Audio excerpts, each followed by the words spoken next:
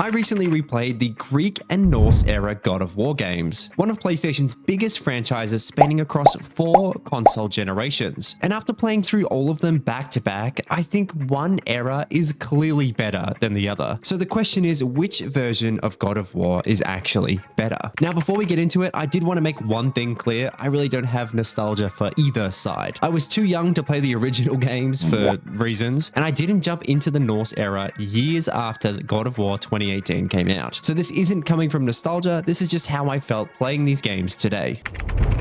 When it comes to the Norse saga, this is easily the most well-written version of God of War. It's more emotional, more grounded, and way more focused on character development, especially Kratos as a father. There's a lot more depth here compared to the older games, and it's clear they were going for a more mature story. But at the same time, I can't help but feel like it relies heavily on the Greek saga to work as well as it does. Because this version of Kratos is only interesting because of who he used to be. His guilt, his restraint, and the way he tries to control his rage. That all comes from things we don't actually see in these games. It comes from the Greek era, and the games kind of just already expect you to know that. So while the Norse story is strong on its own, a lot of its best moments feel like they're carried by the weight of what came before. It's less of a complete story and more of a continuation. And that's where the Greek saga does something better, in my opinion. These games feel complete. They're not trying to be subtle, they fully commit to what they are, raw and violent.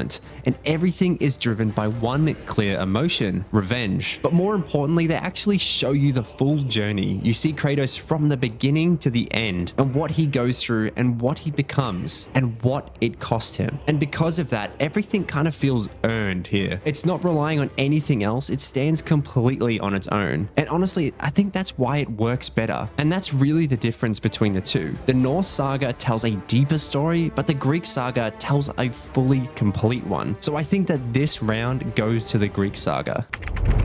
When it comes to controls and movement, the Norse games feel way more modern. You've got full control of the camera, everything is tighter and more responsive, and it plays a lot closer to what you would expect from a third-person action game of today. And that freedom does make a big difference. You're always in control of what you're looking at, especially in combat. At that same time, the over-the-shoulder camera does come with trade-offs. Your view is a lot more restricted, enemies can come from off-screen, and the game heavily relies on the indicators to keep you aware of what's going on. So while it feels more modern, it's not always perfect in my opinion. And this is where I think the Greek games do something really interesting. You don't have control of the camera at all. It's completely fixed. It's almost like a movie perspective. But because of that, the game always shows you exactly what you need to see. Every fight feels more staged, more readable, and way more focused on what's happening on that screen. And then there's the movement. Being able to jump at any time completely changes how the game feels. It makes the combat feel faster, more arcadey, and gives you way more freedom to move around enemies.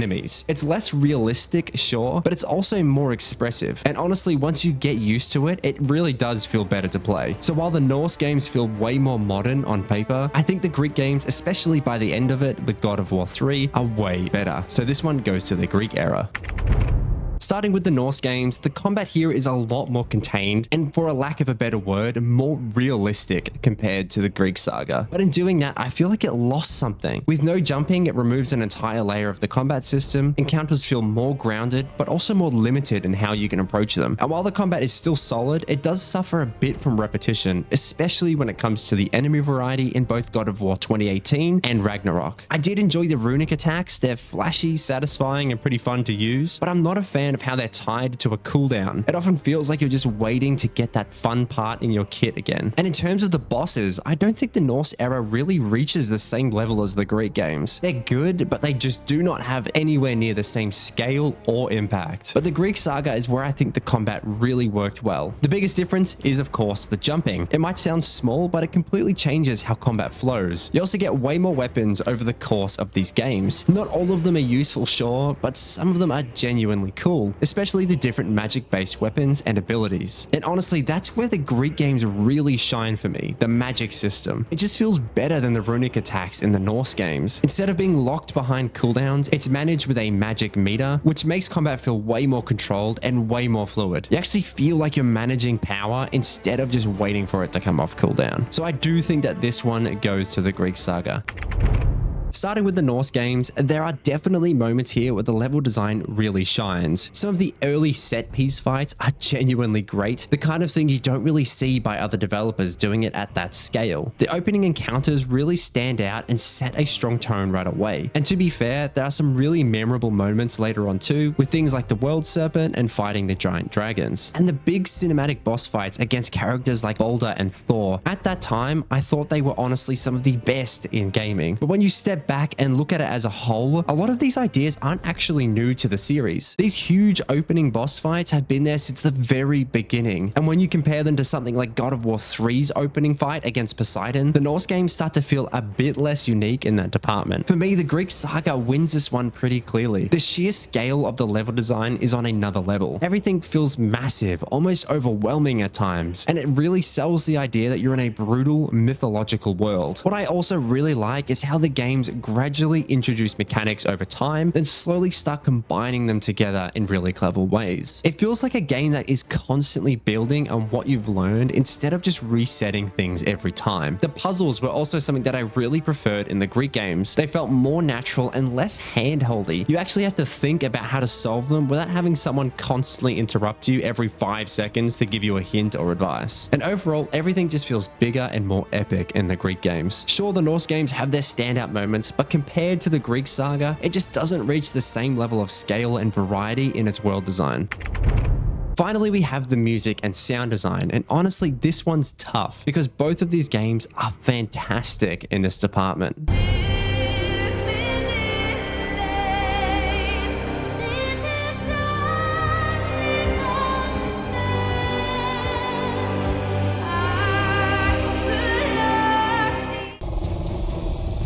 Challenge me, mortal. A god of Olympus? A true warrior does not hide, Poseidon! Leave the sea and face me!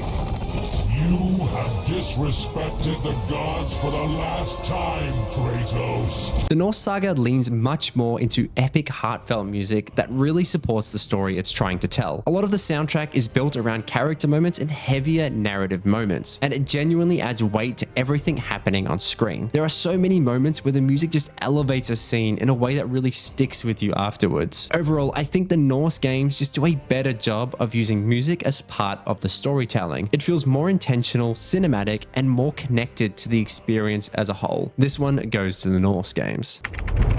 So looking back at everything, both eras of God of War clearly excel in different areas, but for me, I think the Greek saga comes out on top. The Norse games are incredibly strong when it comes to storytelling, emotional weight, and presentation. The music and the character focus and the more grounded approach all come together to create a really cinematic experience that feels really modern. But the Greek saga just feels like God of War at its peak in terms of gameplay and scale, and I think that's the key word here, gameplay. The combat is more free and more expressive and has way more depth with things like jumping, magic systems, and weapon variety. The level design is massive and constantly evolving, and the boss fights feel bigger and more impactful in a way that's hard to match. Even though the Norse games feel more refined and emotional, I found myself having a much more enjoyable time with the Greek games. They felt less restricted and more experimental, like they were constantly pushing what you could do in these games. And replaying both eras really made me realize how confident the Greek games were in what they wanted to be. They weren't afraid to go over the top, and I think that's what really made them memorable. But what do you think? Do you like the Norse games or the Greek games better? Let me know in the comments, and I'll see you in the next one.